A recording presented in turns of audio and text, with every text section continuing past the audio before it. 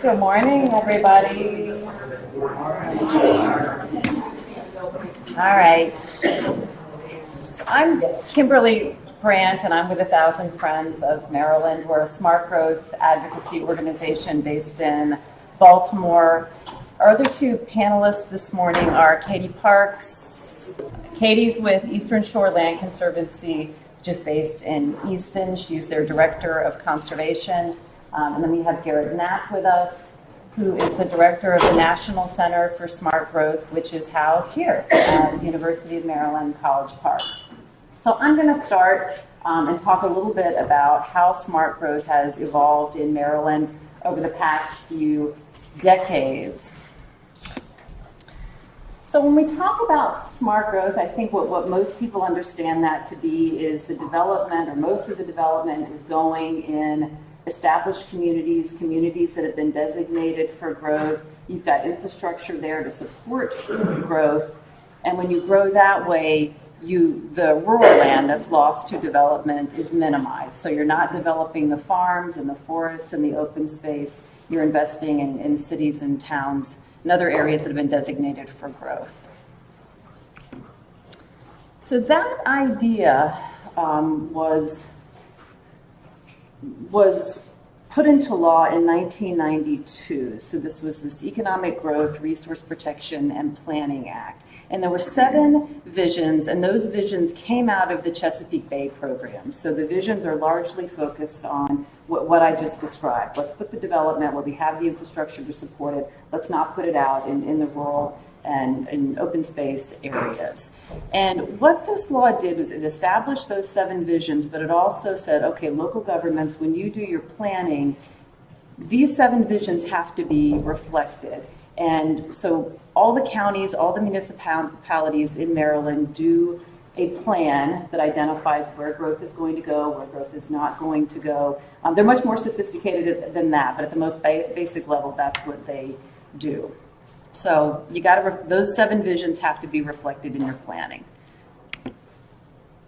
So as I mentioned, most jurisdictions call this the comprehensive plan. Some call it a master plan. Anne Arundel County calls it the general development plan.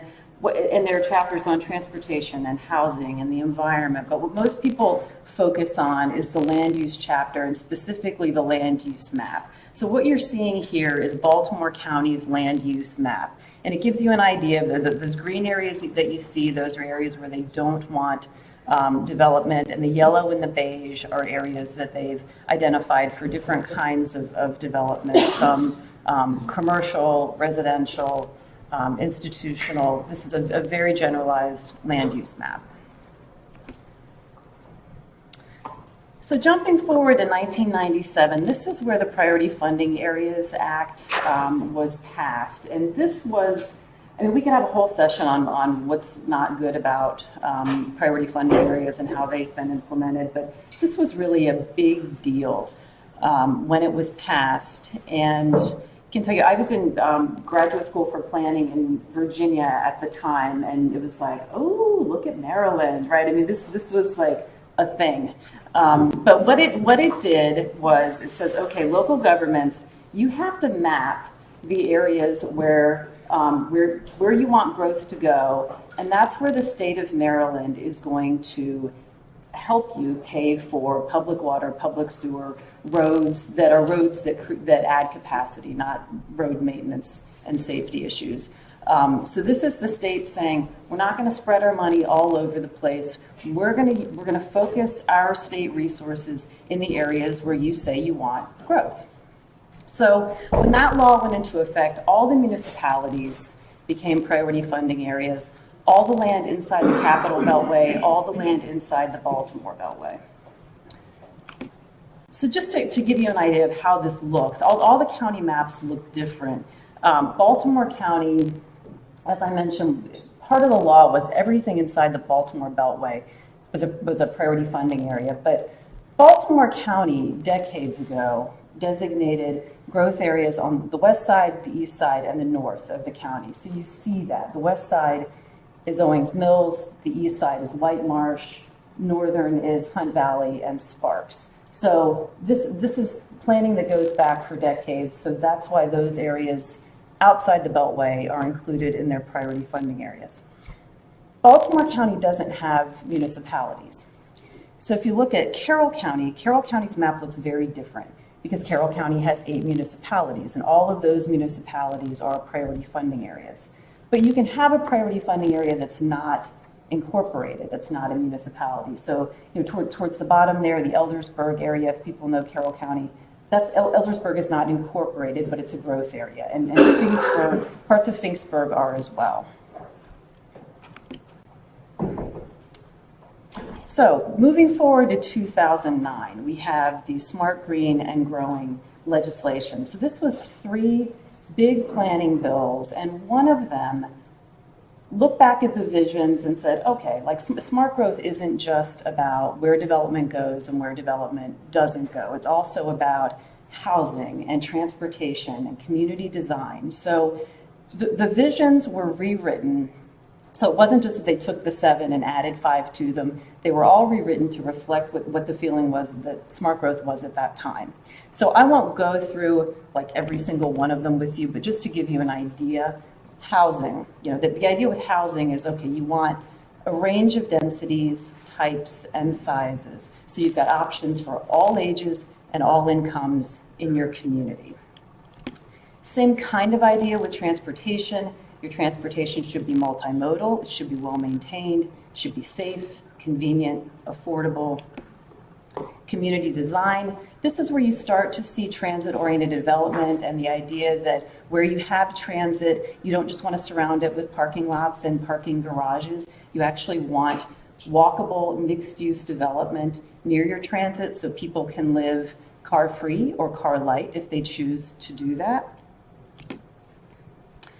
So I mentioned it was 3 laws. So that was one of them, the new visions. Another one was, and this is off the Maryland Department of Planning website, clarifying that local jurisdictions must implement and follow the comprehensive plans they adopt.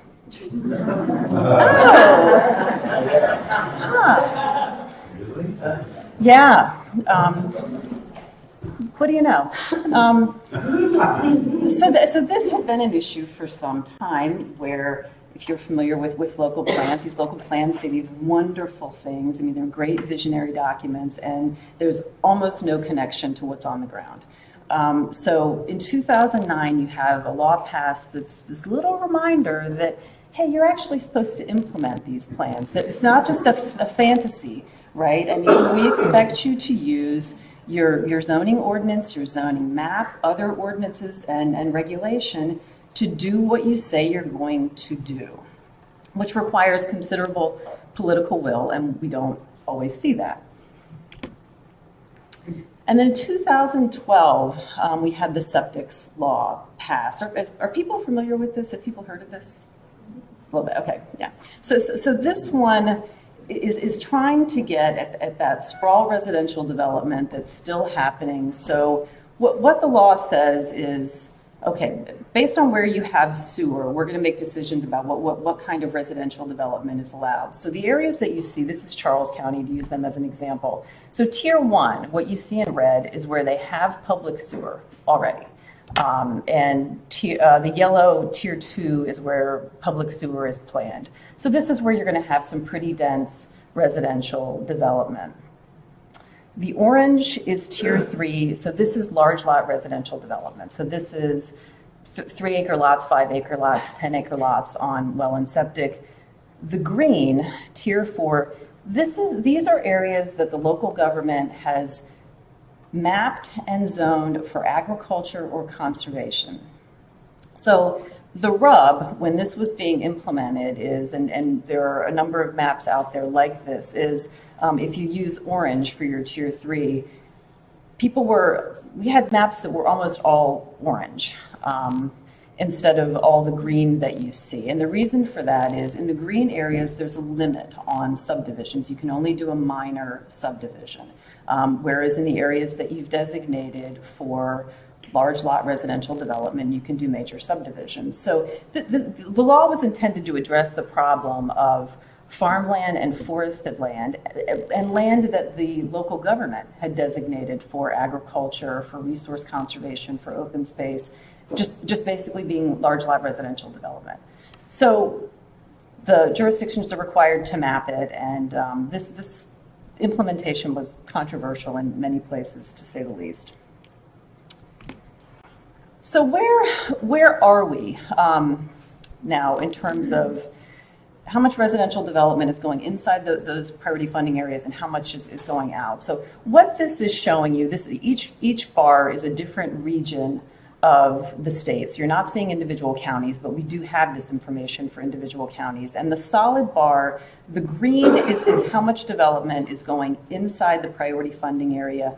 The orange is outside. And then what you're seeing for the crosshash bars, that's the actual acreage. So obviously you've got there's a difference in acreage because the development that's going on outside the priority funding areas takes up more acreage than inside. So the solid, you're looking at building permits.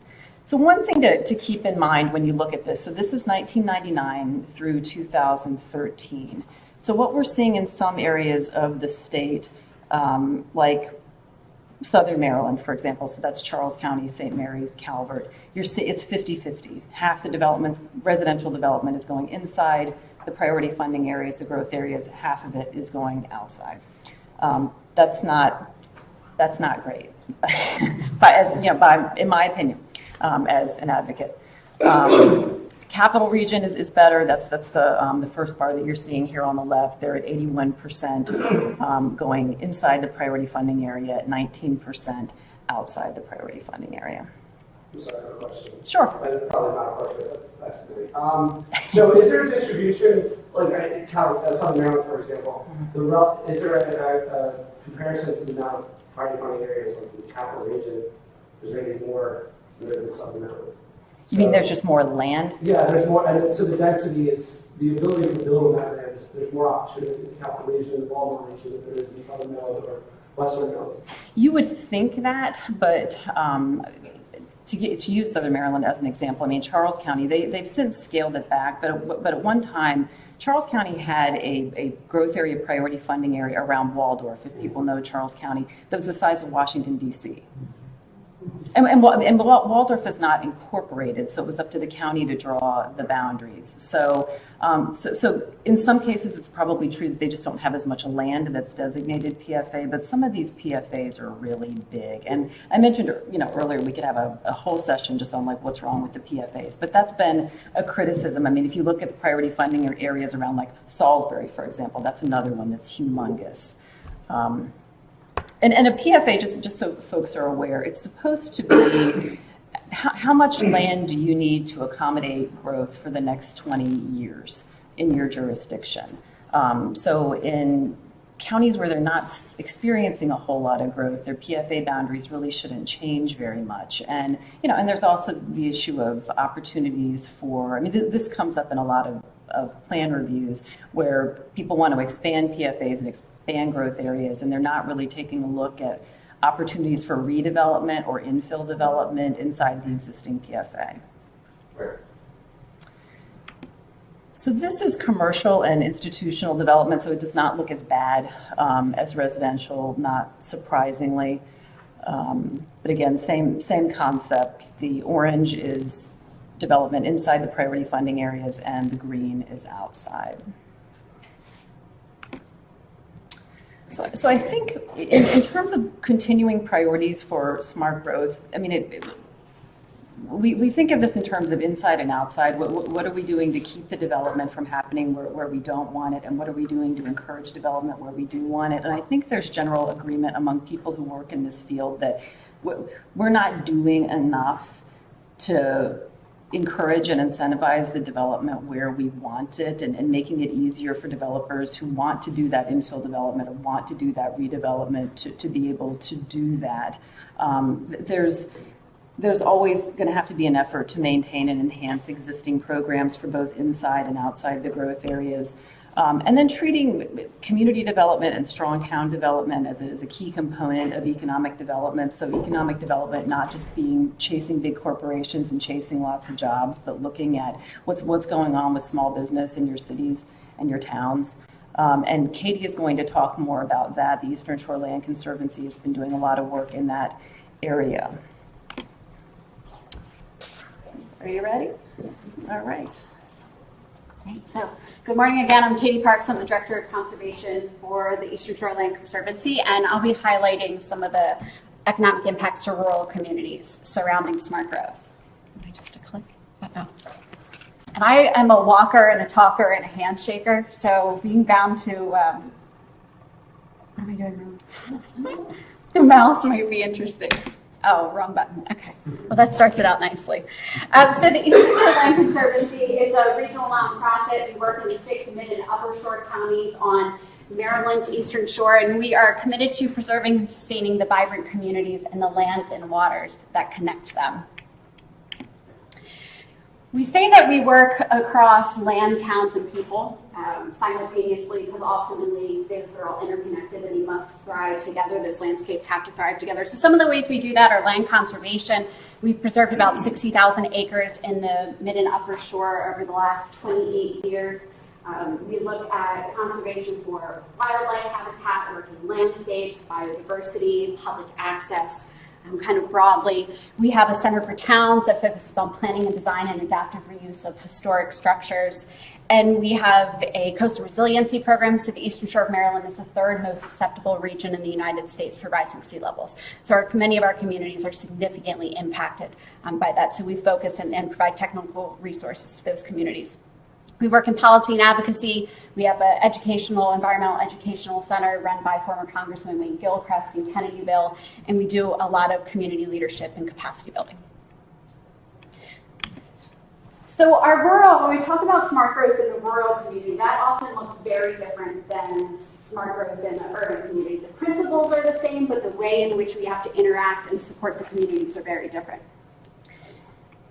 So one of the main ways that we support smart growth is through supporting the rural landscape and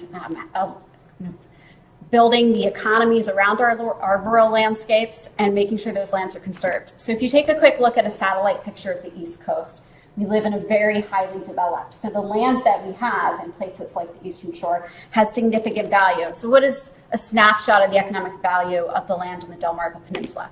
Well, it's $2.8 billion in farm products. It's a $300 million fishery industry, $15 billion worth of ecological benefits from our wetlands, our forests, our grasslands, and almost $4 billion for the outdoor enthusiasts, the hunters, the cyclists, the boaters, all the people that come to enjoy those assets. So while we're grounded in that and committed to supporting those lands, one of the things we realized as we were working and developing our concept is conserving the land is not enough. So how do we take the development pressure off of the agricultural lands that we were seeing? And one of the ways was to start investing into our towns. So we formed the Center for Towns, which is committed to creating strong, vibrant, well-defined towns on the Eastern Shore. So what is vibrant and well-defined? Read a lot of the smart growth principles, lively downtown core, kind of walkable mix of people and businesses and gathering places, supporting mobility, creating places for people of all means and perspectives to gather, and being a good steward of the environment. So as we were having these conversations and we started out doing a lot of planning exercises, we were promoting these principles and we were telling all of our municipalities and our constituents that they should be adhering to these principles, but we were located on a beautiful waterfront farm 20 or 30 minutes from civilization. So ESLC took on endeavor to create a model to show how infill and downtown revitalization could have economic impacts on a community. And we started the process to redevelop an old laundry factory. So we purchased McCord Laundry Factory and we redeveloped a 3-building, 23,000 square foot campus in downtown East End. We house about 12 different organizations now. It started out as a co-location of environmental-minded nonprofits. It's now a mix of those nonprofits, for-profit businesses. We have 4 residential apartments, a cafe, so it's a mixed-use campus, it's LEED certified. So it provides a lot of opportunities to kind of check some of these boxes off and allow people to come and have a sensory experience and see it and understand why we're promoting these principles. I had the Main Street Maryland group through the building yesterday, and one of the things we talked about is this particular area had been seeing disinvestment for a significant amount of time, and even though it is in the downtown, it wasn't considered a part of the core. And it was a couple blocks from where the main investment ended. But what we're seeing now is that investment's continuing. It's trickling down Washington Street, down Harrison Street to the Conservation Center. Individuals are buying buildings that were sitting vacant. They're preserving those, or they are restoring those with historic preservation in mind. They're placing businesses in them, and they come to us and say, we're only here because you are here. So our investment is turning into additional investment, and it's expanding the energy in downtown instead of drawing away from it, which we see in sprawl type development quite often in subdivisions and in commercial districts that are happening outside of the town cores and the town boundaries. We're pulling the energy away. This is investing the energy in, but expanding that energy and building upon it. So building off of the success of the Conservation Center, we've taken on a 60,000 square foot building in Cambridge that we call the Packing House. It's the last remaining factory from what was a 60-acre campus of the Phillips Packing Company. So economic development on the Eastern Shore and in our rural communities is different than what we see traditionally in metropolitan areas. And some of the traditional practices of competing for manufacturing such doesn't work. They're so limited, they're scarce resources, and we find that our communities were competing against each other for those. So what we really try and embody and promote is place-based development. So considering the social, the cultural, the environmental, the recreation, all of these components, and creating places that people want to congregate and then ultimately interact with economically. So places for jobs, workforce training, recreation, all bringing all of those things together, we believe has the most significant impact. Skip that.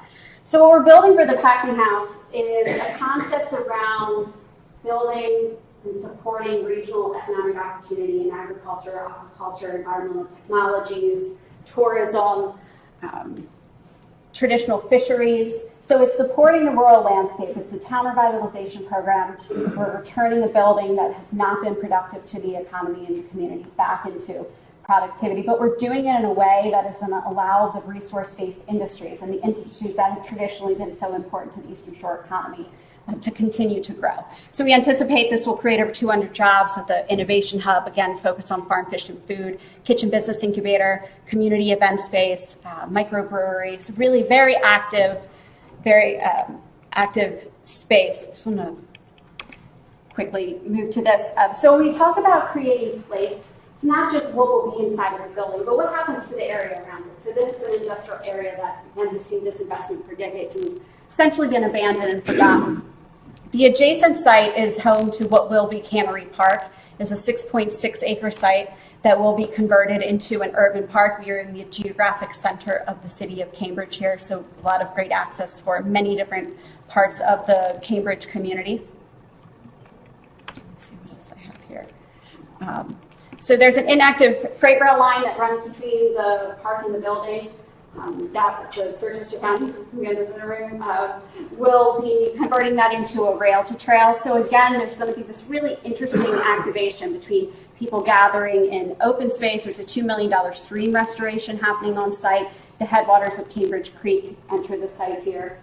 So really, again, looking for those opportunities to touch on so many different facets of the smart growth principles and create places that can allow the community to thrive and the economy to thrive. And how am I on time? I have some slides in here that who's my time checker? No one? Okay, I'm gonna keep going. No one's stopping me, I'm gonna keep going. So just a couple quick other examples of projects and ways that we can help encourage smart growth principles on the Eastern Shore. Reimagining Chesterfield is a project we took on. It's a 2-parcel, 72-acre farm located in the town boundaries of Centerville, Maryland. It's a very charming sleepy town if everyone has not been there. It was slated for redevelopment. We felt like it was a lost opportunity. It's very much the front porch of the community. It has water access. So we put the site under contract. We worked with the community and said, how can we reimagine this development plan to accommodate the growth, to do it in a more dense way and open up more of the space for the community. So density is a really interesting word in rural communities. Quite often there's a misunderstanding of what that means, and they associate it with the city and skyscrapers, and they get very scared about it. But there's a way to incorporate density that is consistent with the scale and the pace and the character of the community. So a lot of does education. We say we should do a workshop on density. It's not a 4-letter word. So some of it is educating and helping people understand how they can accommodate density in their community without losing that component. We had Ed McMahon of the Urban Land Institute come in and do a presentation for the community and spur some dialogue, right? And it's resounding in very simple messages. You can grow by chance or you can grow by choice. And that's what we want all of our communities, is to choose to be a constructive part of that dialogue and help guide it in the right direction. Another example is in Easton, Maryland. There is a $250 million proposed redevelopment of the Port Street corridor. The only area that will be accessible for public water access is being annexed into the town, and that entire corridor will be redeveloped. So again, these are the opportunities. We work to create a concept plan for a park. That is the infrastructure we want to go in first. And then the community can start using that as an asset immediately. There's going to be a lot of opportunities to look at the resiliency of the water, to shorelines, to accommodate a mix of housing, recreation, jobs, all of these pieces. So again, this is that place-based development concepts where we're looking for these opportunities to incorporate all of these pieces and really raise the quality of life and the living standards in our communities. Okay. I do want to specifically talk about the future of smart growth, because I think the future is something, of smart growth is something we need to think about carefully. As Kim pointed out, the state of Maryland made a big splash back in 1997 about its smart growth legislation. And we've done an awful lot of looking at what things we've done well and what things we've done not so well. And I guess I would agree with Kim that it's been a mixed bag. There are some things that we've done very well, but some things that we've not done all that well. And that graph that Kim showed about how much land is being developed inside the priority funding versus outside the priority funding is not particularly encouraging, in my opinion. And so I agree with Kim on this. And the trend in that has really not been going in the right direction either. Now, that's only one measure. Right? About a decade ago, we did an indicator report where we reported on a whole bunch of measures. And again, some of them are moving in the good direction and some of them not so much. If you're interested in that, you go to our website, you can see a lot more of that. So we've been thinking a lot about smart growth, partly because smart growth is 20 years old. Right? In fact, 21 years old if you count it. It's passed in 1997. And so we had an event, we organized an event, and Kim's organization was deeply involved, called Smart Growth at 20. And we did it in Annapolis, and we brought a whole bunch of people to talk about, what have we done well, what have we not done so well, and what do we need to do going forward. So this template, this PowerPoint template, is one that we put together for that event. And so I'm going to talk a little bit about some of the foundations of planning and smart growth in the state of Maryland, and talk somewhat about where I think we need to go from here. So as Kim mentioned, that the big splash that we made was in 1997. That picture isn't big enough to see. Some of you may remember, the Paris by day, right in the middle, right in the very bad branches all around. And it was a big deal. Right? I mean, I wasn't in the state at the time, and I too, as a planning scholar, was whoa, look at what Maryland has done. This is really exciting. And the 1997 package was really these things. And Kim talked a lot about priority funding areas.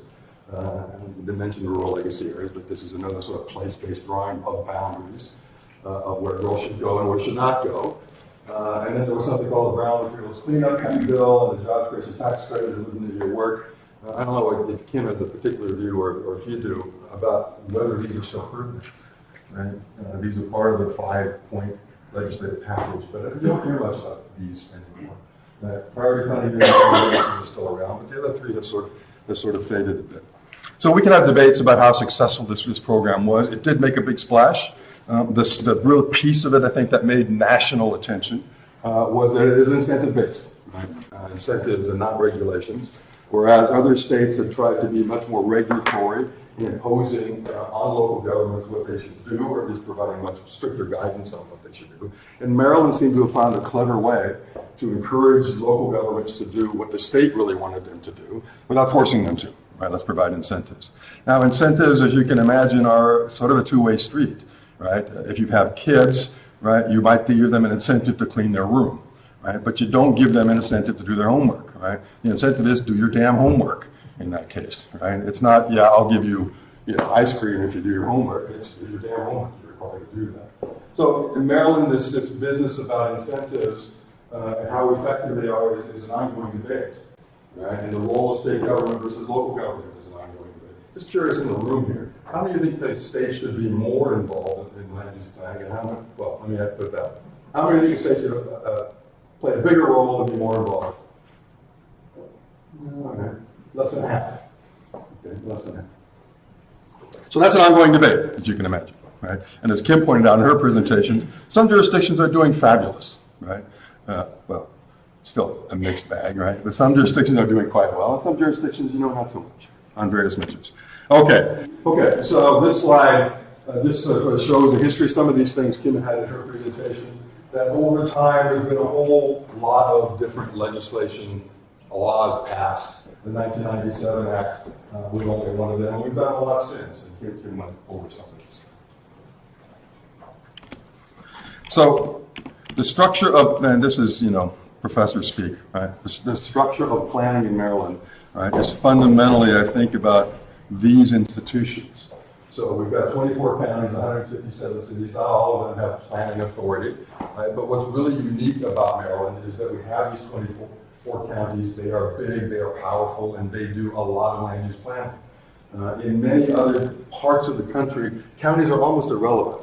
Right? That the planning really happens at the municipal level, and it doesn't happen at the county level. And we have these counties for good and for bad. Right? In some sense, counties are bigger than most jurisdictions, than most municipalities. Chicago has like 200 and some municipalities in the metropolitan area. We don't have that problem, right? But the counties are also powerful. So one of the reasons I think we don't have more state intervention in planning in this state is because the counties are so powerful. That it's sort of a mixed bag of, we've got these big powerful institutions called counties, which is good because they're big and they're powerful, but it's bad because it doesn't allow for more state influence into land use planning. Right, we've got the 157 cities, as you all know, if you're in Maryland, most of them are pretty small, except the city of Baltimore, the distribution is up there. We've got the 6 MPOs. Everybody know what an MPO is? No? Metropolitan Planning Organization. Right? You get a bonus if you can name the 6. Nobody's going to be able to name this. Metropolitan Planning, they do transportation planning for the most part in the state. And we got the 2 big ones. We got WashCog, right? And we got BMC. Somebody knows the 6? You know? Andrew from the State Highway Administration. All right, so you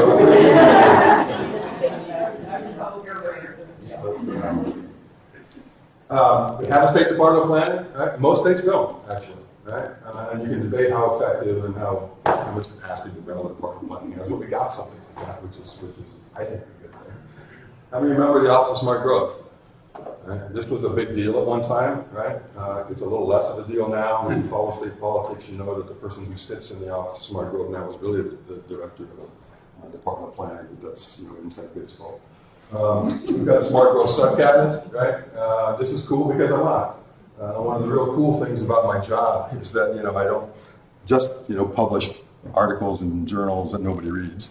I actually get to sit and interact with these folks in the Smart Growth Sub-Cabinet. And as you can imagine, so I sit with, the secretaries of Transportation and Planning and Natural Resources, Education, Public Health, and so forth, which is really cool. But sometimes, the Smart Growth Sub-Cabinet is taken seriously, and the secretary actually come, right? And then sometimes, sort of a third-level deputy assistant to the assistant who comes. And you can probably guess for yourself in which administrations it is, right, that the secretary comes or the third-level deputy assistant comes. And then we got the Sustainable Growth Commission, right? And I sit by statute on this too, which is kind of cool. But again, this is sort of a 35-member-ish organization that provides feedback. It doesn't really have any statutory responsibilities, if you will, but it is like the Planning Commission for this at the state level. So we have all these institutions in planning in the state, but I would argue that almost all of them, well, these are the key ones. Right? So we have these state organizations, but they don't really have much influence. Right? It's the local entities that have the power. So the planning process, again, is text-heavy presentation. So the way it works in Maryland, the state authorizes local governments to plan, right? The state and local plan must address the planning visions that Kim talked about. the state local elements plan. The state development plan, by the way, is now once again back in play. If you follow this development, there was a plan in Maryland in the previous administration. Now we have a better Maryland being returned.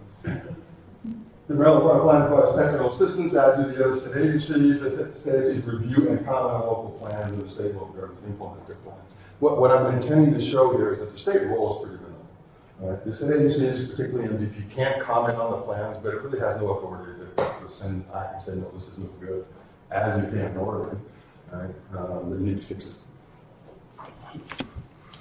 So, to get a little bit more into the weeds now, as Kim mentioned, there were 7 visions, and you'll see here there are 8. There were 7 visions as a part of the 1992, which I frankly still think is the most important and consequential act in the history of land use planning in the state of Maryland. But here, these are the 7 plus 8. I can't remember exactly when the 8th was added, but at some point there was an 8th added. And Kim mentioned, and I actually didn't know this, but it came from the Chesapeake Bay, what? Program. Okay. Well, so, I mean, some of this makes sense, right? Development is concentrated, sensitive areas are protected, and rural areas, correct? Growth is directed to existing population centers, right? Exactly what you were saying.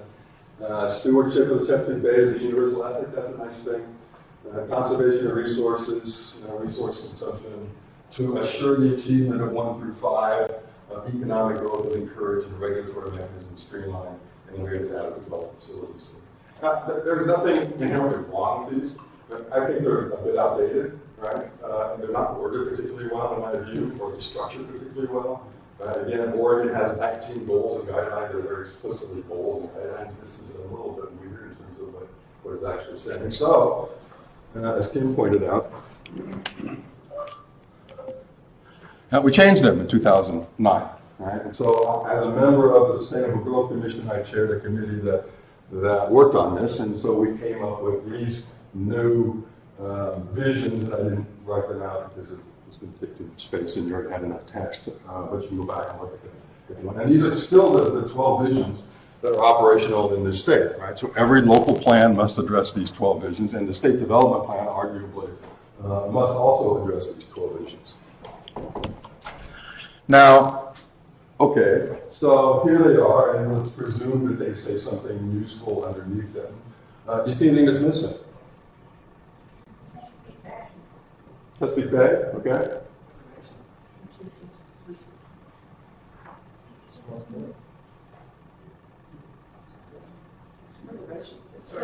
Historic band.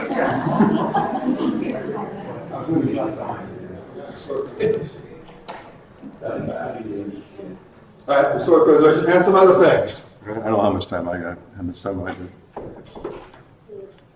10:46. Okay. I don't know how much time that leaves me. I can't do the math. Climate change is missing. Okay? I mean, not surprising. In 1992, we didn't care much about climate. Even in 2009, we didn't think that much about it. We knew about it, but it hadn't really sort of become central. So climate change isn't there. Renewable energy, right? Really nothing about energy in these visions. Public health, right? You could argue, well, that isn't the purview of planners. I don't think anyone in this room, I hope, would argue that, right? Public health has become really a critical, important part of what we do in land use planning.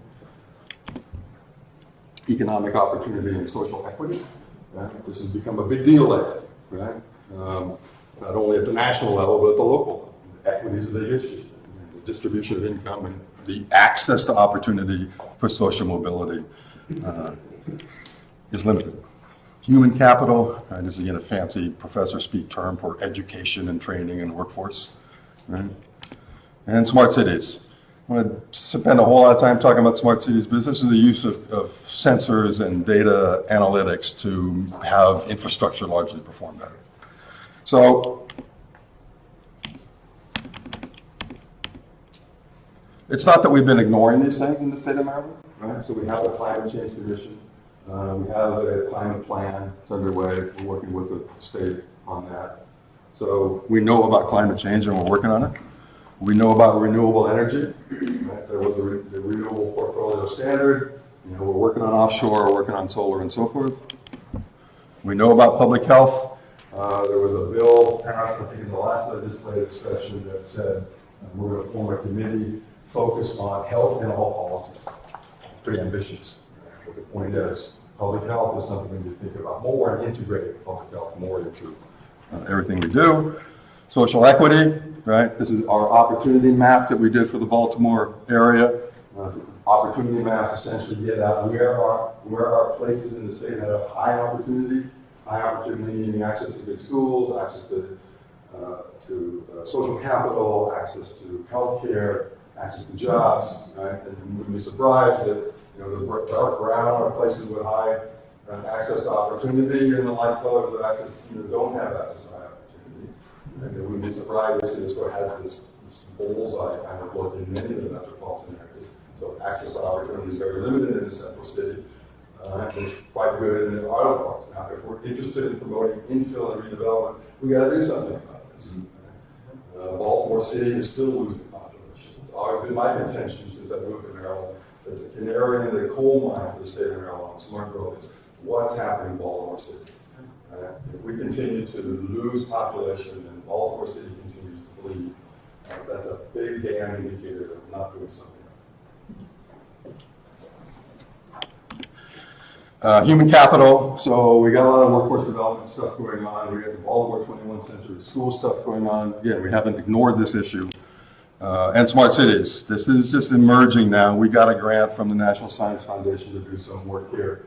We're also working with the city of Baltimore on some of this stuff. Steve Pleasant, anyone here from Steve Pleasant?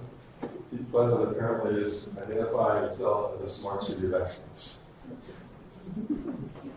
Check it out. Drive through it on your way home. All right, so we're working on new visions. Right? We want to do it again, right? Because we think that the existing visions are inadequate. They reflect the sort of 1990s view of what smart growth is about, and we think it needs to expand beyond that. So we've done some drafting of this. We've talked to many people about it. And we're starting with planning values. So we're trying to make a distinction between visions and values. So the visions are about more sort of topic-specific things. And here are some universal principles that we think need to be part of the planning visions. So quality of life, obviously, is something that we want everywhere and in all places. Public participation, stewardship, implementation. Right? These are cross-cutting ideas, notions that we think need to, sort of overlay transportation and housing and land use and everything else.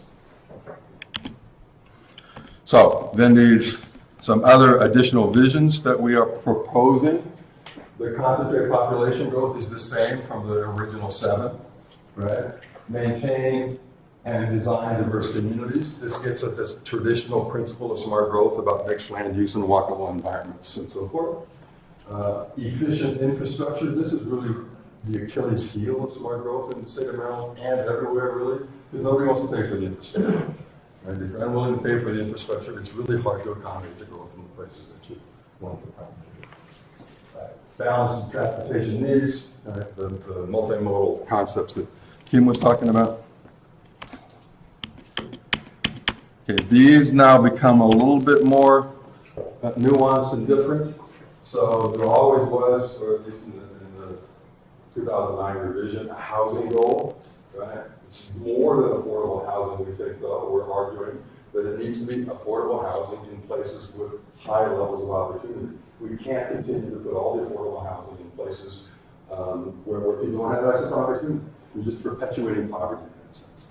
So we need to make sure that there's affordable housing in the right places, in places of high opportunity as well as places of low opportunity. Build a 21st century economy. Right? There was some allusions to economy in the 2009 version. There wasn't at all a reference to the economy in the original version. So this has to do with workforce and competitiveness and so forth. The environment and ecosystem has been the strength of Maryland's visions and planning program from the beginning, so that stays. And then we're suggesting a new one that we should preference, right? Not only in state policy, but in local land use policy, strategies that preference clean and renewable energy. So in addition to these, we think there are some new ideas, right, that need to become part of the planning lexicon and part of the visions that underlie planning at the state and local level that must be addressed in local comprehensive plans. So climate change, right, need to address climate change in plans, need to address new technologies. This has to do with the smart city stuff. And I don't want to perseverate on this, but we've done a bunch of analysis recently about the potential impact of driverless cars. Right? I know some people think driverless cars are a fantasy. They're not a fantasy. They're coming. Right? And if you came here and you got cruise control and you got the mirror, the camera that shows you the backup stuff, right? It's coming. Right? In fact, it's already here to a certain degree. But if we get fully autonomous vehicles and it becomes so easy for you to put your feet up on your steering wheel, right, to read the newspaper on your way to work, that's going to encourage more sprawl and more driving. There's no question about it. And if we accommodate driverless vehicles without thinking through the implications of it as planners, we're really not doing our job. Think about for a moment some of the most influential policies that affect our development patterns. And when this question was asked of historians about a decade ago, they said the interstate highway system. And the interstate highway system probably had a more profound influence on our development patterns than perhaps anything else. Well, driverless cars or autonomous vehicles have the potential to increase the capacity of our highway system by 50%. Right? Because they're going to go like this, right? You get your feet up on the steering. Okay, if it had this impact, this tremendous impact a long time ago, it could have that impact again. Right? So we need to think about this. So that's why we're talking about not just adopt smart cities, but it's adopt these new technologies wisely. Promote public health. At our event, the public health people were very realistic. They thought that public health belongs in just about every goal. And then human capital and development. Right? Education, workforce development, training. If we're going to pursue the equity agenda, we really need to get at this one. I'm almost done. Okay. Yep, 2 more slides. Yep. All right. So what are we going to do? Right, so we have already conducted focus group exercises with the professional facilitator. We raised some awareness, I think, at Smart Growth at 20. We are assembling, and we've assembled a set of critical interest groups that we're going to meet regularly to talk about this. We're going to try to reach consensus among these interest groups on new visions, hopefully something like what I just put up on the board, and introduce new legislation in the 2009 General Assembly to change them and update them. So stay tuned and engage.